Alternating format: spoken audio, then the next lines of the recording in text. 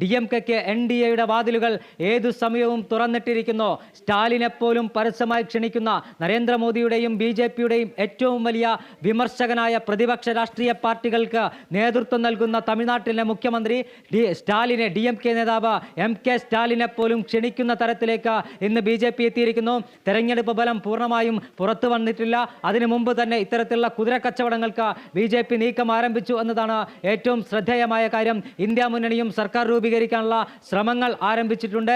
പ്രാദേശിക പാർട്ടികളെ ചേർത്ത് പിടിച്ച സർക്കാർ രൂപീകരിക്കാൻ കഴിയുമെന്ന ശ്രമമാണ് ഇന്ത്യ മുന്നണി നടത്തുന്നത്. ഒരുപക്ഷെ അത്തരത്തിലുള്ള നീക്കം വിജയിക്കുമോ ഇല്ലയോ എന്ന് നമുക്ക് വരും മണിക്കൂറുകളിൽ കണ്ടറിയണം. BJP ഇപ്പോഴും അവർക്ക് NDA മുന്നണിക്ക് സർക്കാർ ഉണ്ടാക്കാനുള്ള ഭൂരിപക്ഷം ലഭിച്ചിട്ടുണ്ടെങ്കിലും പരമാവധി ആളുകളെ കൂടി ചേർത്ത് പിടിക്കാനുള്ള ഒരു ശ്രമമാണ് NDA-യുടെ ഭാഗത്തു നിന്നും ഉണ്ടാകുന്നത്. ഇതിന്റെ ഭാഗമായാണ് ചെറുകക്ഷികൾ ഉൾപ്പെടെയുള്ളവരെ വലയിലാക്കാനുള്ള ശ്രമം NDA നേതൃത്വം ആരംഭിച്ചിരിക്കുന്നത്. ഇതിന് പ്രധാനമന്ത്രി നരേന്ദ്രമോദിയും കേന്ദ്ര ആഭ്യന്തരമന്ത്രി അമിത്ഷായും തന്നെയാണ് നേരിട്ട് നേതൃത്വം നൽകുന്നതെന്നാണ് ഡൽഹിയിൽ നിന്നും നമുക്ക് ലഭ്യമാകുന്ന വിവരം. ദേശീയ തലത്തിൽ അപ്രതീക്ഷിതമായ തിരിച്ചടിയാണ് BJP-ക്ക് നേരിട്ടത്. ഹിന്ദി ഹൃദയഭൂമിയിൽ പലയിടങ്ങളിലും BJP സ്ഥാനാർത്ഥികൾക്ക് അടിപതറുന്നത് നമ്മൾ കണ്ടതാണ്.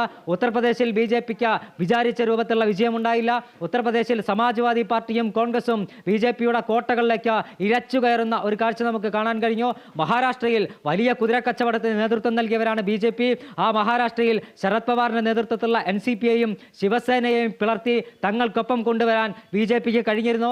എന്നാൽ ലോക്സഭാ തെരഞ്ഞെടുപ്പിൽ BJP-യുടെ അടിവേരറുക്കുന്ന തരത്തിലാണ് മഹാരാഷ്ട്ര വിധിയെഴുതിയത്. പഞ്ചാബ് ഉൾപ്പെടെയുള്ള സംസ്ഥാനങ്ങൾ, രാജസ്ഥാനിൽ ഹരിയാനയിൽ ഏറ്റവും അവസാനം ഇപ്പോൾ പുറത്തുവരുന്ന റിപ്പോർട്ട് പ്രകാരം വലിയ വർഗീയ കലാപം നടന്ന മണിപ്പൂർ BJP-യെ കൈവിട്ടിരിക്കുന്നു. അവിടെയുള്ള 2 സീറ്റുകളിലും കോൺഗ്രസ് സ്ഥാനാർത്ഥികൾ ലീഡ് ചെയ്യുകയാണ്. ഇത്തരത്തിൽ BJP പ്രതീക്ഷ ഇടങ്ങളിലൊന്നും തന്നെ അവർക്ക് കാര്യമായ നേട്ടമുണ്ടാക്കാൻ കഴിഞ്ഞില്ല.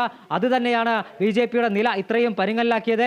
കോൺഗ്രസ് സഖ്യം, ഇന്ത്യ മുന്നണി ഒത്തൊരുമിച്ചുള്ള പ്രവർത്തനങ്ങളിലൂടെ ഉത്തർപ്രദേശ് അടക്കമുള്ള ഹിന്ദി ഹൃദയഭൂമിയിൽ വലിയ മുന്നേറ്റം നടത്താൻ കഴിഞ്ഞു. രാജസ്ഥാനിൽ ഒരു തിരിച്ചുവരവിന് കോൺഗ്രസിന് കഴിഞ്ഞു. പഞ്ചാബിൽ ഒരു തിരിച്ചുവരവിന് കോൺഗ്രസിന് കഴിഞ്ഞു. ആസാം അടക്കമുള്ള സംസ്ഥാനങ്ങളിൽ നില മെച്ചപ്പെടുത്താൻ കഴിഞ്ഞു. ഹരിയാനയിലും ഹിമാചൽ പ്രദേശിലും കോൺഗ്രസിന് തിരിച്ചു വരാൻ കഴിഞ്ഞു. ഇത് തന്നെയാണ് ഇന്ത്യ മുന്നണിക്ക് മുതൽക്കൂട്ടും കരുത്തും പകരുന്നത്. എന്തായാലും തെരഞ്ഞെടുപ്പ് ഫലം പൂർണ്ണമായും പുറത്തു വന്നതിന് ശേഷം ഏതെങ്കിലും തരത്തിൽ സർക്കാർ ഉണ്ടാക്കാൻ കഴിയുമെങ്കിൽ അതിൻ്റെ എല്ലാ ശ്രമങ്ങളും കോൺഗ്രസും ഇന്ത്യ മുന്നണിയും നടത്തുമെന്ന കാര്യത്തിൽ തർക്കമില്ല.